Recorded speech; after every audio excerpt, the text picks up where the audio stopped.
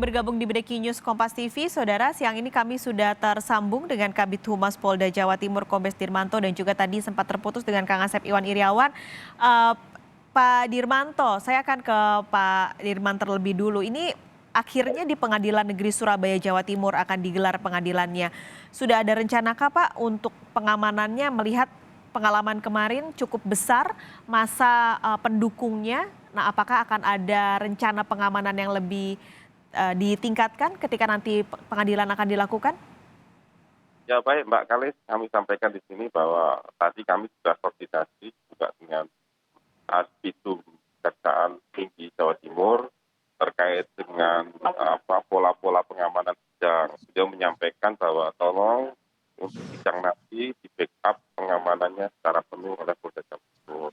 Dan kami juga sudah menyampaikan kepada beliau bahwa Polda Jatim akan support penuhnya terkait dengan proses persidangan yang akan dilaksanakan. Ya mudah-mudahan harapan kita semua bisa menahan diri, semua bisa sabar ya di dalam melakukan upaya-upaya terhadap persidangan ini. Mudah-mudahan dengan pola-pola pengamanan yang insya Allah nanti akan kita laksanakan nanti, semuanya akan bisa berjalan dengan lancar dan aman harapan kita Mbak Kali. Oke, aman dan tentunya untuk korban juga ya Pak bisa menjalani sidang ini dengan baik. Pak Dirmanto, saya ke Kang Asep terlebih dulu. Kang Asep, ini akhirnya kan di Surabaya digelar persidangannya dengan lokasi yang seharusnya lebih netral untuk semuanya, termasuk untuk korban. Nantinya menurut Kang Asep apakah sidangnya akan dilakukan lebih baik dilakukan secara terbuka atau tertutup?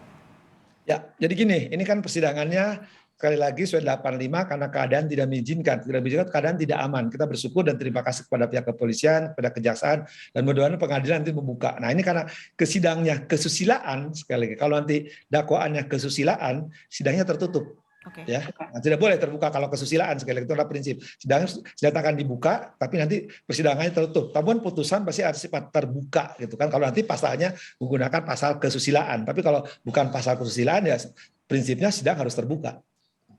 Tapi ini tadi pasalnya ada beberapa yang disebutkan. Yang paling tepat untuk kasus ini menurut Kang Asep yang Karena kejadiannya berulang-ulang, tadi kalau tidak salah saya dengar konferensi pers, pasal 285 itu pasal perkosaan, pasal kesusilaan, pasal ya ancaman kekerasan, dia melakukan sesuatu itu ya, dan itu berkali-kali kan dilakukannya.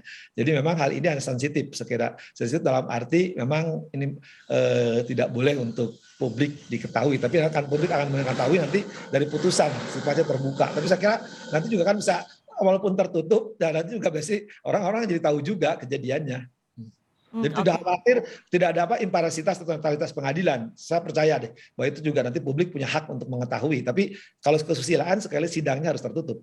Oke, sidang tertutup dan tadi juga kepolisian sudah memastikan bahwa pengamanan akan ditingkatkan untuk menjaga pengadilan ini. Pak Dirmanto, kemarin juga beberapa orang sempat ditahan, diamankan karena dianggap menghalang-halangi untuk penangkapan tersangka kemarin.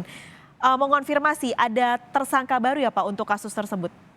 Ya Mbak Kalis, jadi kami kemarin kan sudah memilah-milah sana ya, mana yang simpatisan, mana yang santri. Dari pilah-pilah itu ternyata kita temukan 320 orang ya yang merupakan simpatisan. Kita sudah periksa di sana. Kemudian ditambah lagi satu, kemarin kan kita berhasil menangkap atas nama DD.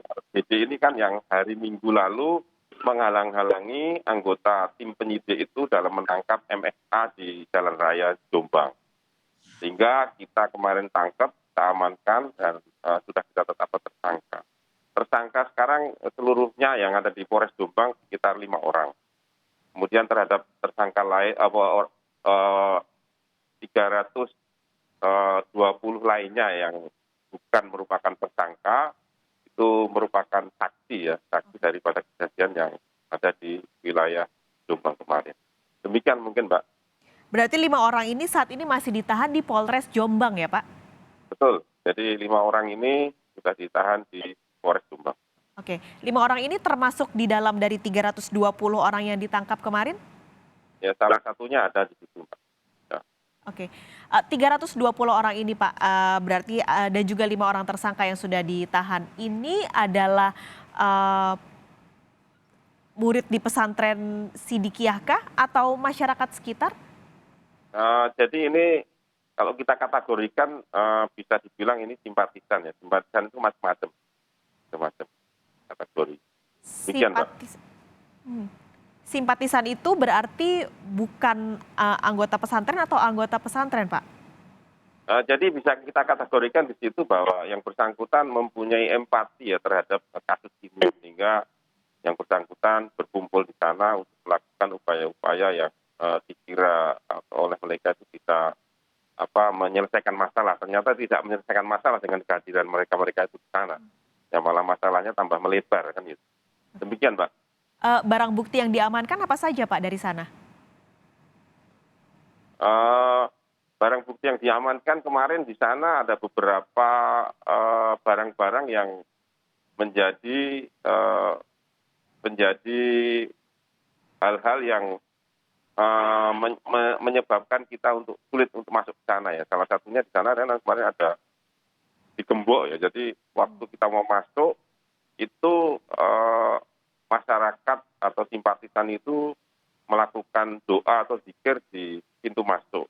Kita kasih kesempatan 1 jam untuk berzikir, ternyata tidak bisa kita himbau untuk minggir atau memberi kesempatan kita untuk masuk. Itulah ada beberapa barang, salah satunya gembok yang ada di itu kita jadikan barang bukti untuk proses penyidikan berikut. Oke. Senjata tajam tidak ditemukan ya, Pak, berarti? Waktu itu tidak ada, Mbak, senjata tajam, alhamdulillah tidak ada.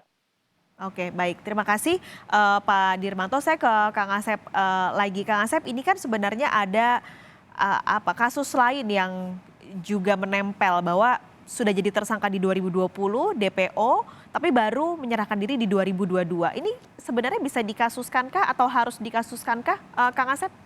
Ya, yang pertama memang kasusnya kan kekerasan seksual tadi ya, diantaranya pasal 285. Memang itu harus diproses pasal itu gitu kan. Nah kalau yang bersangkutan kemudian melakukan tindak pidana lain, misalkan ya itu juga bisa diproses. Kenapa tidak gitu? Apalagi juga melibatkan orang-orang lain yang tadi Pak Kabid Humas tadi ya, ada simpatisan ya juga itu harus diproses karena itu perbuatan melawan hukum. Ya karena jangan sampai mereka menginjak-injak marwah penegakan hukum. Kalau mereka sudah berani melawan aparat penegak hukum ya, apalagi kekerasan tindak pidananya asal kekerasan seksual, ya nanti akan diulang oleh para pengikut lainnya. Jadi sekali lagi tidak hanya hanya kekerasan seksualnya. Kalau misalkan sekarang penyidik menemukan tindak pidana lain, tidak menutup kemungkinan kalau penyidik memberkas dengan perkara lain, gitu kan. Oke. Tapi jelas kalau yang P21 kan untuk kekerasan seksual sudah dilimpahkan P21. Betul. Cuma Baik. kalau ada perkara lain, saya kira Pak Kabid Humas lebih tahu dari saya. Oke. Berarti kita nantikan apakah akan ada kasus lain di sini. Terima kasih Kang Asep sudah bergabung di Breaking News. Begitu juga dengan Kabid Humas Polda Jawa Timur Kombes Dirmanto sudah berbagi informasi siang ini. Sehat selalu Kang Asep dan Pak Dirmanto. Terima kasih, Mbak Grace. Ya, sehat selalu. Sehat selalu. Dan saudara, tersangka kekerasan seksual terhadap santri sudah ditahan di Rutan Medaeng Sidoarjo, Jawa Timur. Tadi juga sudah disebutkan bahwa pengadilan nantinya akan dilakukan di Pengadilan Negeri Surabaya, Jawa Timur. Kita jeda sejenak saudara. Breaking News Kompas TV segera kembali.